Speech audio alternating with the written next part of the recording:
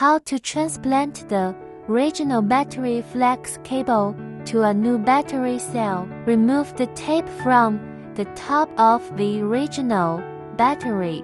The original battery flex cable on the top clearly. Cut the original battery flex cable with the scissors. Seal the original battery core with tape. Don't broken it or it will fire. Grind the solder point to flat of the original flex cable with a grinder. Put adhesive on the new battery cell weld point.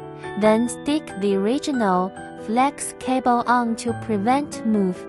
Adjust the spot welder to gear R, welding the original flex cable to the new battery with a spot weld pin. Battery original flex cable transplant finish.